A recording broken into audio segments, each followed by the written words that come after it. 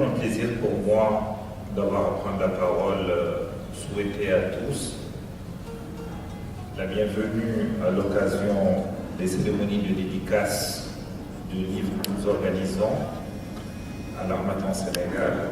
Et aujourd'hui, c'est une grande sœur à moi, Joséphine Lopi, qui nous réunit ici. Je disais tout à l'heure, Édouard, notre frère, que c'est une cérémonie qui associe de spécial, c'est une cérémonie de famille.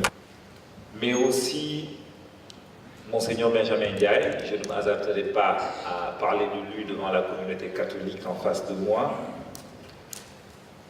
mais c'est aussi un homme qui est habitué aux activités que nous faisons, parce que depuis que l'Harmattan Sénégal est installé à Dakar, toutes les cérémonies que nous organisons, auxquelles lui ou l'Église sont conviés, il a toujours le temps de venir ou d'envoyer quelqu'un le représenter. En cela, Monseigneur, je tenais au nom de l'Harmattan Sénégal vous dire merci de cette marque d'affection.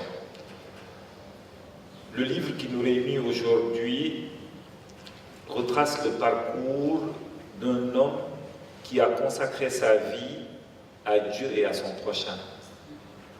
Le choix du titre, du sous-titre du livre, Un cœur si beau, n'est pas un choix fortuit. Pourquoi on l'a choisi? Je pense qu'en lisant le livre et en écoutant un tout petit peu Joséphine y revenir, vous comprendrez pour ceux qui ne le connaissaient pas. J'ai découvert Monseigneur Augustin Sagna avec la lecture du manuscrit que Joséphine a eu le plaisir de nous confier. Et en cela, je voudrais quand même saluer tout le mérite et tout le professionnalisme avec lesquels plutôt Joséphine a eu à travailler pour l'édition de cet ouvrage. L'Harmattan Sénégal, c'est cette maison d'édition et cette librairie dont la seule vocation est de participer à l'animation culturelle à travers le livre dans notre beau pays qu'est le Sénégal. Et depuis qu'on s'est installé ici, on a travaillé avec beaucoup d'auteurs pour sortir beaucoup de livres. Et des livres qui sont des livres essentiels et fondamentaux. À cette table, le livre du président Pierre Goudiaby Atepa, j'en ai parlé tout à l'heure. Au bout de la table, nous avons le représentant du père Abbé Nyuki.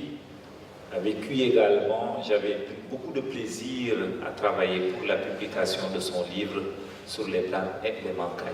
Je me répéterai en disant toujours que notre jeunesse a besoin de votre expérience.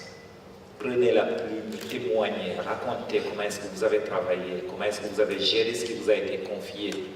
Pourquoi? Parce que vos témoignages vont constituer une sorte de lanterne, de lumière qui va guider la jeunesse de notre pays, qui a la responsabilité de prendre en charge les destinées de notre pays. En cela, tout un chacun est interpellé. Pourquoi? Parce que chacun de vous détient par devers lui-même un pan de la mémoire de notre pays. C'est l'ensemble des mémoires réunies qui va constituer la mémoire nationale. Joséphine a fait une partie de ce travail en nous confiant le parcours, l'itinéraire de Monseigneur Augustin Sagna. Je ne désespère pas du tout de la voir peut-être dans une vingtaine ou une trentaine d'années nous convier encore pour une autre cérémonie, mais cette fois-ci pour nous dire par où est-ce qu'elle est passée. Parce que depuis qu'on a commencé à travailler, on parle de beaucoup de choses. Et je me dis qu'il faut que tu racontes à la jeunesse à venir. Et je terminerai par interpeller le président Pierre Goudiaby Atepa et Monseigneur Benjamin pour leur dire: Pierrot, tonton, certes vous avez fait un livre en donnant votre point de vue sur comment sortir de notre situation de sous-développé, mais il faut que vous écriviez également un livre pour dire à la jeunesse africaine comment est-ce qu'un jeune de 28 ans peut faire rêver tout un continent avec l'édification de la tour de la Banque centrale aujourd'hui. Aujourd'hui, nous avons une jeunesse qui pense que pour réussir, il faut être pistonné. Parce que pour réussir, il faut être... Moi, j'ai besoin de lire ce manuscrit, tonton Pierrot, où vous nous raconterez, parti de rien du tout de la Médina aujourd'hui, vous êtes devenu un des patrons du monde entier. Vous faites la fierté du Sénégal, vous faites la fierté de l'Afrique, et vous avez l'obligation, comme je le dis toujours, de témoigner. Monseigneur, je sais que vous êtes au service du bon Dieu, au service de nous autres Sénégalais. Vous travaillez beaucoup avec le livre. Mettez-vous de l'autre côté du livre en couchant sur écrit. Comment devient-on jeune séminariste, passant de jeune séminariste, n'est-ce pas? J'ai été trop bavard et je vous remercie tous d'être là. Monseigneur Benjamin Ndiaye, frère représentant de RAB, mon cher Diallo, comme je t'appelle affectueusement, chère Joséphine, ce n'est pas un voyage qui a failli me priver du plaisir et du bonheur d'être là. C'est la poussière de Dakar qui m'a terrassé avant-hier et je n'ai pas pu bouger de mon lit depuis hier. Ceci dit, c'est un grand bonheur pour moi d'être là aujourd'hui et de pouvoir témoigner. D'abord, je remercie Joséphine parce que chacun d'entre nous souhaite que quand il ne sera pas là, qu'il y ait au moins quelqu'un qui se souvienne de lui et qui dise, oui, pourquoi pas, de belles choses sur lui. Il se trouve que la personne dont on parle aujourd'hui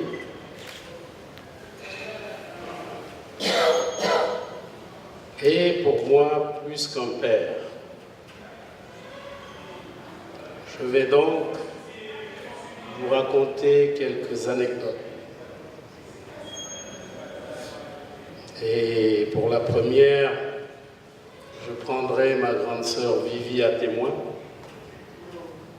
Ça se passait il y a presque une cinquantaine d'années. On était à la maison, tonton Émile Badian, paix à son âme, nous racontait un peu une petite histoire de Monseigneur qui avait eu une fracture, je ne me souviens plus si c'était à la cheville ou à l'avant-bras, qui a été voir tous les médecins du monde, ça ne s'est pas arrangé. Tonton Émile lui a demandé, je crois, à Falilou, son chauffeur, de l'amener à Kanilaï, chez l'oncle, le père de Yaya Djamé, pour ne pas le nommer. Et Monseigneur était très sceptique. Et il lui dit, mais Émile, comment ça, personne n'a pu me soigner, tu penses que si je vais voir ce monsieur-là, tonton lui dit, je t'ai dit d'y aller, vas-y. Lui-même, il racontera plus tard qu'on lui a mis une brindille, il l'a bien attaché, il lui a dit, tu ne vas pas dormir cette nuit, mais demain, tout ira bien. Et c'est comme ça que ça s'est passé. J'ai eu le bonheur de recevoir Monseigneur en 1971 à mon université.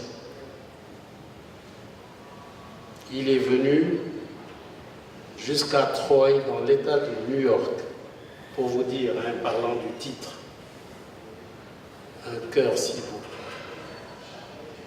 Il est venu jusqu'à l'université pour me rendre visite. On a passé une journée extraordinaire, mais ça ne s'est pas arrêté là.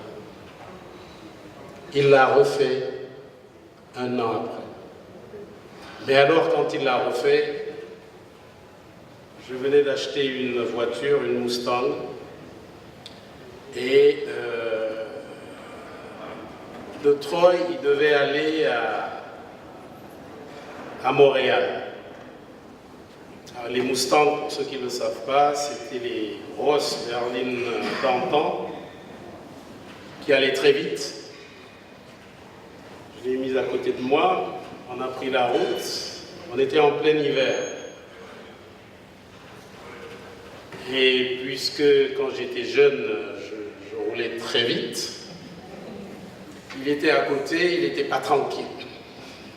Alors, un moment, on prend un virage, je m'en souviens comme si c'était hier, il s'est presque agrippé à moi.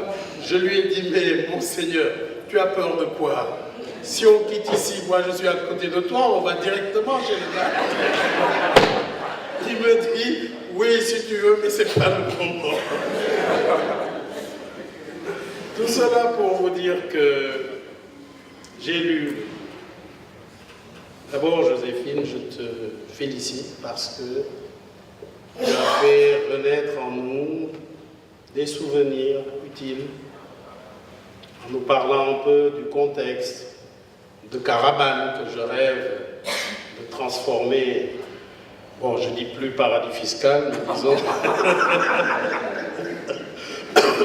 mais disons en paradis des nouvelles technologies. Et j'ai déjà commencé à y travailler. Donc, nous avons fait revivre Caravane d'antan. Je dois d'ailleurs dire qu'il m'avait fait venir à Caravane pour lui retaper son hôtel, l'hôtel qui est à Caravane. Lorsque ces séminaristes partaient en vacances, Monseigneur Augustin Sagna leur disait, lorsque vous êtes dans une soirée avec des jeunes gens et des jeunes filles, faites très attention. Ne restez que 10 minutes avec eux, et au bout de 10 minutes, vous les laissez. Et vous leur donnez le motif. On vous laisse parce que je dois vous laisser parce que je vais aller faire ma lecture spirituelle. Ce qu'on appelle la lectio divina en latin. Vous voyez un petit peu le personnage. C'est ainsi que je vous présente Monseigneur Augustin Sagna comme un père spirituel. Merci d'être venu jusqu'à l'archevêché me remettre votre ouvrage dédicacé, ouvrage que j'ai pu lire pendant mes vacances au mois d'août à Poponguine. Et M. Diallo disait tout à l'heure que c'est une cérémonie de famille. Le ton de votre ouvrage est très familial. Oui, et je l'ai beaucoup apprécié de ce point de vue. Merci aussi d'avoir trouvé ce beau sous-titre, Un cœur si beau, parce que je pense que ça reflète bien le personnage de Monseigneur Augustin Sagna. Puisque les anecdotes peuvent illustrer, moi j'en ai une. Nous étions un trio de séminaristes à problème, avec quelques problèmes disciplinaires, ce qui était bien sûr arrivé à ses oreilles, puisque les évêques ont partagé sur les crises de la formation au grand séminaire. Et nous voilà partis, ce fameux trio, en voyage à Ziguinchor. Il nous a reçus très paternellement, nous a donné à boire, à manger, puis nous a amenés dans la cour de sa maison. Il a pris 2, chacun par une main, le troisième devait attendre, et puis il a commencé à nous pincer fortement. Alors plus il nous pinçait, plus on faisait des grimaces, sans pouvoir comprendre ce qui s'est passé. Et quand il a bien pincé un, il l'a lâché pour prendre le troisième, même scénario, mais c'est la lecture de l'événement qui m'a paru très beau, très belle du moins. C'est que Monseigneur était navré des problèmes que nous connaissions au séminaire, et en bon éducateur, il voulait nous faire sentir qu'il avait l'autorité paternelle, que nous devrions l'écouter. Et quand bien même nous avions à donner des explications sur ce qui s'est passé, nous devrions d'abord écouter l'autorité. Et il est arrivé à nous le faire comprendre de très belle manière. À la fin, nous se sommes soumis comme des enfants très obéissants. Et cela, c'était un aspect du personnage qui m'a beaucoup frappé. est très attaché à l'histoire, en ce sens que il est très reconnaissant à ce que ses prédécesseurs ou d'autres collaborateurs ont pu dire ou faire. Et en tant qu'évêque de Kaolack, il a tenu à m'écrire à l'occasion des vœux pour me dire, si aujourd'hui à Kaolack, vous avez la joie de pouvoir ordonner des prêtres, dites merci à votre prédécesseur qui a eu la foi et le courage d'ouvrir un petit séminaire d'un mois qui venait en seconde position. J'ai récolté les fruits. Voilà, Monseigneur Augustin Sagna. Vraiment un homme de cœur. Merci de nous le faire connaître et de nous le faire découvrir à travers toutes les anecdotes. Je vois quand même que vous étiez une enfant gâtée pour Monseigneur Sagna. Je vous laisse la parole. Mesdames, Messieurs, chers invités, permettez-moi de souhaiter la bienvenue à chacun et à chacune d'entre vous qui avez accepté de sacrifier un peu de votre précieux temps pour rehausser de votre présence cette cérémonie de dédicace dans cette belle salle de l'hôtel Radisson Blu. Je voudrais tout particulièrement exprimer mes chaleureux mots de bienvenue à l'endroit de Monseigneur Benjamin Ndiaye, archevêque de Dakar, de Monsieur Pierre Goudiaby Atepa, président du groupe Atepa bien sûr, ainsi qu'à l'endroit des personnes, de toutes les personnes présentes dans la salle. Remercier chaleureusement le révérend Père Ange-Marie Nouki, Père abbé de l'abbaye Cœur Immaculé de Cœur Moussa,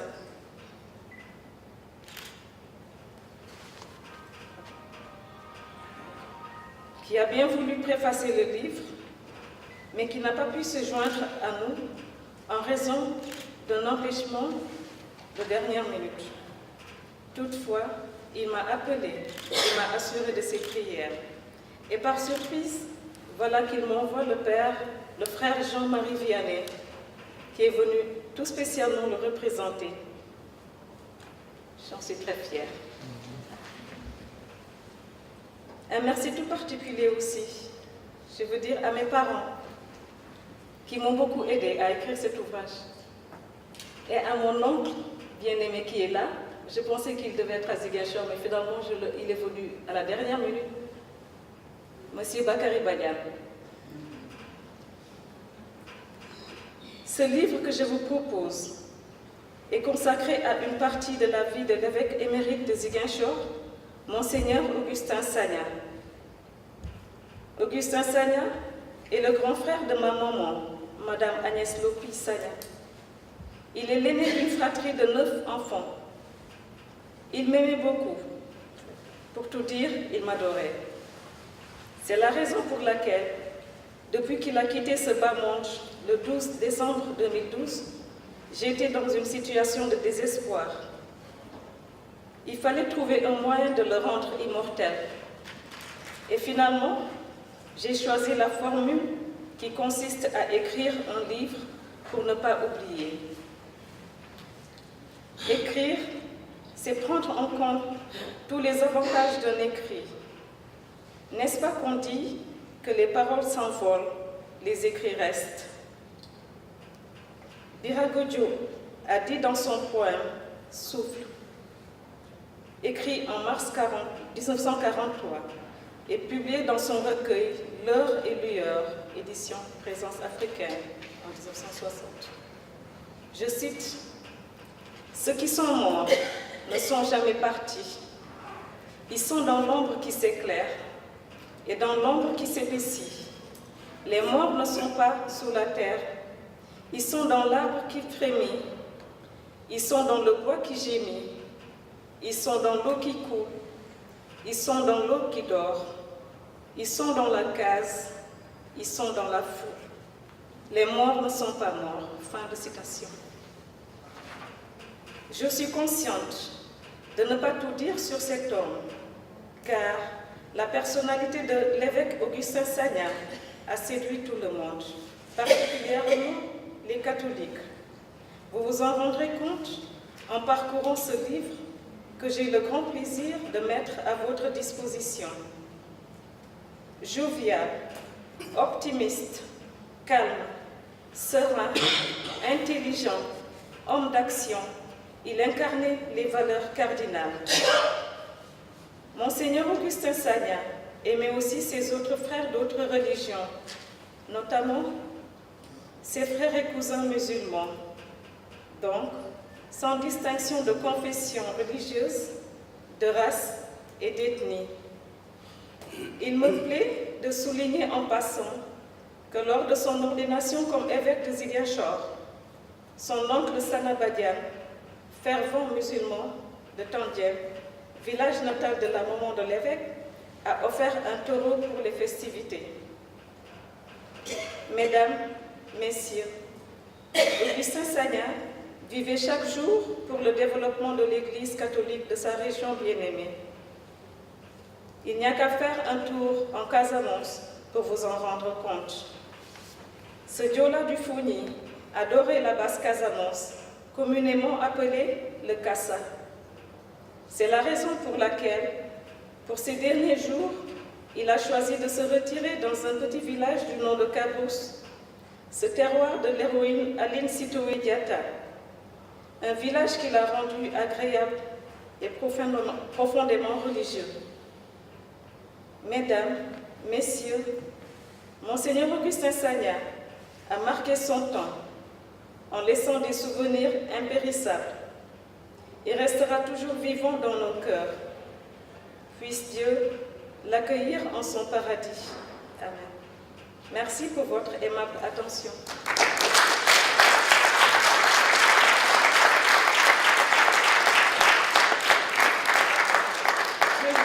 Je voudrais en fait juste ajouter quelque chose. Comme l'a si bien dit Monseigneur Benjamin Ndiaye, c'est vrai que j'étais un enfant gâté, mais il me grondait souvent. Hein. On se prenait, oui, on se crêpait le chignon par moment, hein, mais bon, après ça passait. Je me rappelle quand on était petit. Moi, en fait, tous mes bulletins, c'était trop bavard, trop bavard, trop bavard. Et tenez-vous bien, quand il arrivait qu'on n'a pas bien travaillé, dès qu'on le voyait arriver, on prenait... voilà. Et quand il venait, il arrivait, bonsoir, il dit, mais, il dit à mon père, mais, où sont les enfants? Mon papa qui lui dit, ah, ils étaient là il y a un instant, mais bon, dès qu'ils ont vu arriver, alors nous étions dans les chambres, par la fenêtre, on était par la fenêtre. Alors il nous disait, mais sortez au moins, venez me dire bonjour. Hein? Et voilà qu'on sortait un à un et on venait lui dire bonjour, pour vous dire la personnalité puis l'humilité de l'homme. Voilà. Et bon, je l'aimais beaucoup, je l'aimais beaucoup.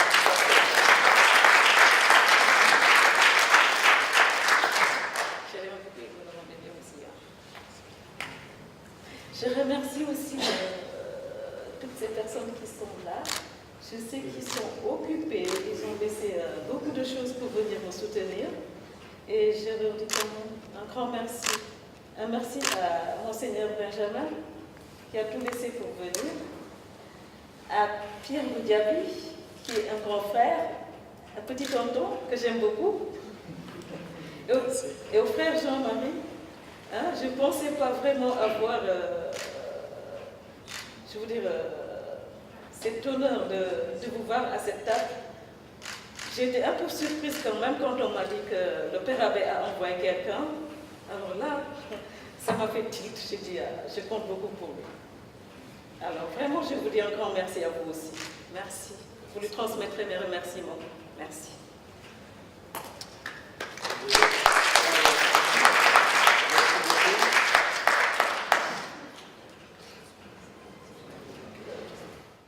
La synthèse.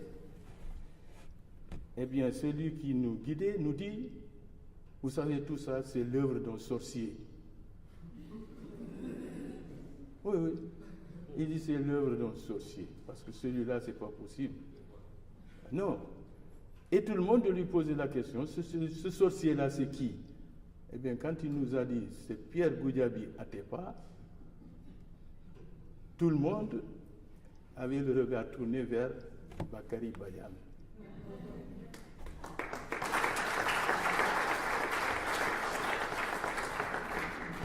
Oh, j'étais fier. Pierrot, j'étais fier. Et comme par hasard, dans ma poche, j'avais la carte de visite de Pierre Goudiaby Atepa. Et je lui ai dit, lisez ça. Quand il l'a lu, il me dit, comment? Ah bon? Vous le connaissez? Je lui ai dit, c'est mon fils. Fièrement. Pierre, c'est dommage que le Sénégal ne te connaît pas autant que les autres pays te connaissent. Ça, c'est dommage. Pierre Goudiaby est mal utilisé dans son pays. Mais il est là, c'est lui qui récompense.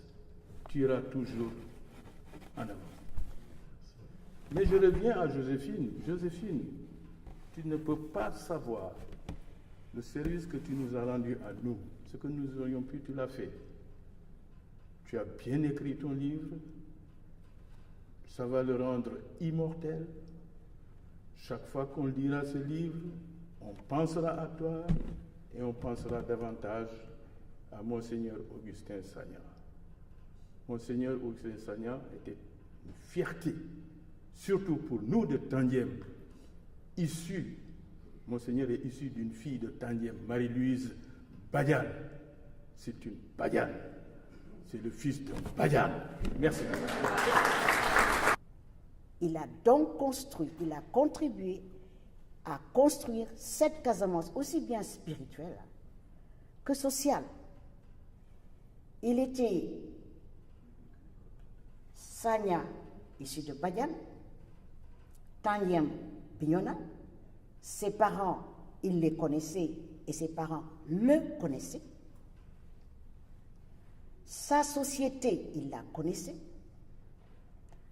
À Oussouye, il a eu des problèmes avec le bois sacré parce qu'il avait amené dans le bois sacré un jeune, je crois que c'est lui, Vincent Thomas, qui avait amené un temps, voilà l'écrivain sur le Diola, là, sur les Diola. Il l'a amené dans le bois sacré. Ce qu'il ne devait pas faire, c'est toucher les petites calebasses. Tonton Augustin n'a pas réagi, le gosse a retourné les calebasses, mais on a failli le tuer, le gosse.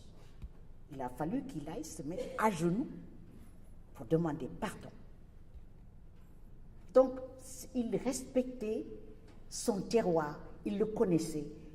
Et je pense, Joséphine, que tu devrais approfondir un peu la vie de cet homme qui a été un Diola authentique, vrai, qui respectait son ethnie, et un chrétien profond, convaincu, une foi à tout craint. Ça, c'était même pas la peine. Hein? Il fallait aller à l'église, il fallait le catéchisme, il fallait ceci, il fallait cela.